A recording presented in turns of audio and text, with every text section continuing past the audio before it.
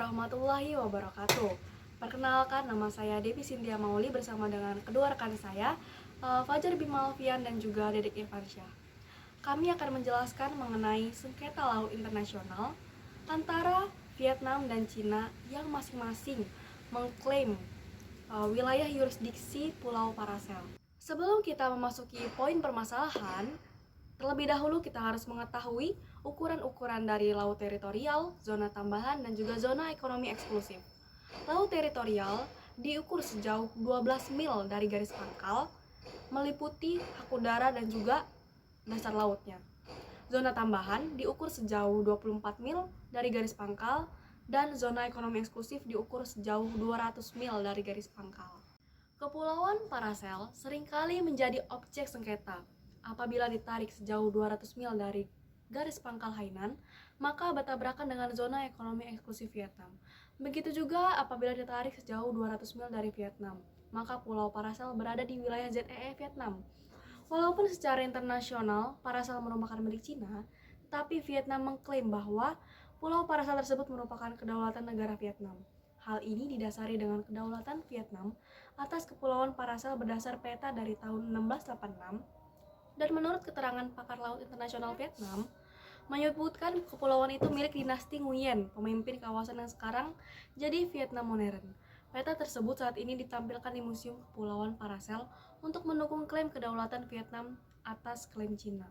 Dapat kita lihat pada gambar di sini bahwasannya garis merah tersebut merupakan tarikan untuk pulau terluar Hainan, sedangkan garis biru tersebut merupakan laut teritorial Hainan yang memasuki ataupun mendekati zona ekonomi eksklusif Vietnam.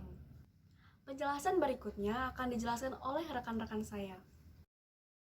Baik, terima kasih. Saya Fajar Bima Alfian dengan NPM 19 120 11 359 akan melanjutkan penjelasan dari Debbie Cynthia Mauli terkait dengan sengketa antara Vietnam dengan Cina yang masing-masing negara tersebut mengklaim hak daripada Kepulauan Paracel. Hingga saat ini kami belum menemukan kejelasan atau putusan yang menyatakan bahwa status hukum dari Kepulauan Paracel ini apakah milik dari negara Vietnam atau milik negara Cina, atau bahkan milik negara Filipina.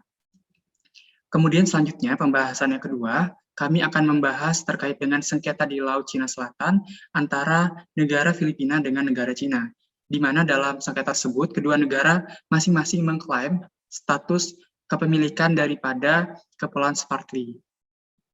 Hal ini didasari pada tanggal 22 Januari tahun 2013, negara Vietnam melakukan gugatan ke Permanent Court of Arbitration, di mana dalam pokok gugatannya, Vietnam menyatakan bahwa klaim Cina terhadap Nandes Line tidak berlandaskan hukum dan tidak sesuai dengan hukum internasional, yaitu UNCLOS 1982.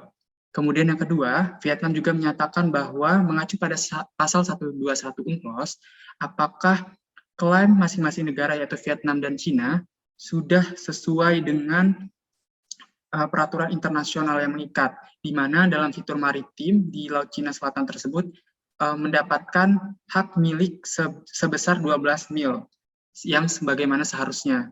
Kemudian yang ketiga, gugatan dari negara Vietnam adalah menyatakan bahwa Filipina berhak menjalankan dan menikmati haknya di dalam dan di luar zona ekonomi eksklusif, termasuk dalam hal ini yang menjadi objek sengketa adalah Kepulauan Spratly. Kemudian atas gugatan yang diajukan oleh Vietnam tersebut, maka Badan Peradilan Internasional yaitu PCA memutuskan perkara tersebut dengan hasil putusan yang pertama adalah menyatakan Tiongkok tidak memiliki hak historis di perairan LCS dan berdasarkan Konvensi Hukum Laut UNCLOS, konsep Nandes Line dinyatakan tidak memiliki landasan hukum. Oleh karena itu, klaim dari Cina tidak memiliki landasan yuridis. Dan yang kedua, PCA juga menyatakan atau memutuskan tidak ada apapun di Kepulauan Spratly yang memberikan Cina hak zona ekonomi eksklusif. Dan yang ketiga, Badan Arbitrase PCA tersebut menyatakan bahwa Tiongkok telah mencampuri hak tradisional warga Filipina untuk menangkap ikan, terutama di Scarborough School. Kemudian yang keempat, eksplorasi minyak Tiongkok di dekat Reed Bank melanggar kedaulatan Filipina. Selanjutnya, PCA juga memutuskan bahwa Tiongkok merusak ekosistem di Kepulauan Spratly dengan aktivitas seperti penangkapan ikan berlebihan dan menciptakan pulau buatan. Dan yang terakhir, PCA memutuskan bahwa tindakan Tiongkok tersebut telah memperburuk konflik dengan Filipina. Dan terkait dengan putusan arbitrase tersebut, maka implikasinya akan dijelaskan oleh rekan saya, Dede Irfansyah. Kepadanya saya persilakan. Baik, Assalamualaikum warahmatullahi wabarakatuh. Perkenalkan, saya Dede Irfansyah, NPM 191-2011-351. Melanjutkan pemaparan dari Saudara Fajar terkait permasalahan Permanent Court Arbitration.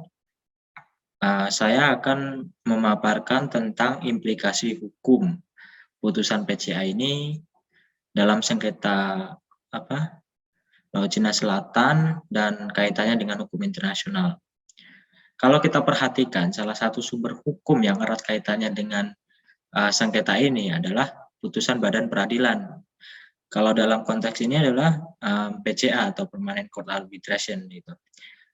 Terhadap putusan Badan Peradilan Internasional ditegaskan dengan pasal 59 Statuta Mahkamah Internasional bahwa the decision of the court has no binding force except and between party and in respect that particular case. Maksudnya adalah putusan ini tidak punya kekuatan hukum mengikat kecuali untuk orang yang berperkara dan penghormatan terhadap kasus partikular, meskipun putusan Badan Peradilan itu hanya berlaku mengikat bagi para pihak yang berperkara. Namun seringkali nilai hukum yang dikandung sama putusan itu dapat berlaku menjadi hukum yang berlaku umum. Putusan badan ini juga ada yang merupakan pengukuhan atas norma hukum internasional yang baru. Jadi bisa menjadi suatu norma hukum yang baru gitu. Dan putusan ini merupakan suatu sumber hukum yang harus dipatuhi oleh masyarakat internasional, khususnya bagi orang badan atau negara yang berperkara.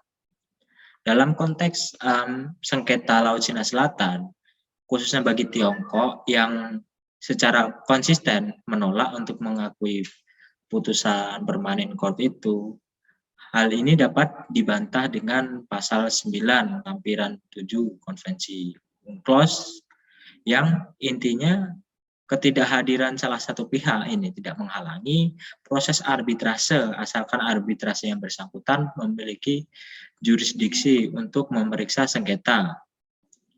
Oleh karena itu, dalam konteks Permanent Court ini dalam sengketa Laut Cina Selatan, Tiongkok harus menghormati putusan tersebut karena sudah menjadi sumber hukum internasional yang menjadi berlaku umum.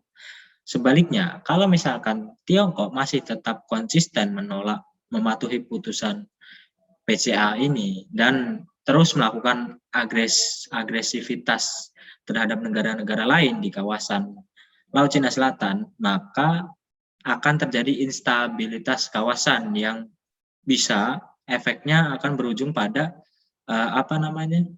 konflik terbuka. Putusan sengketa ini merupakan klarifikasi atau interpretasi PCA terhadap Konvensi Hukum Laut UNCLOS 1982 sehingga dapat menjadi sumber hukum yang berlaku umum mengikat semua negara. Interpretasi ini sebenarnya dapat memudahkan para pihak bersengketa di Laut Cina Selatan untuk merundingkan klaim masing-masing negara dan mempertimbangkan lebih lanjut.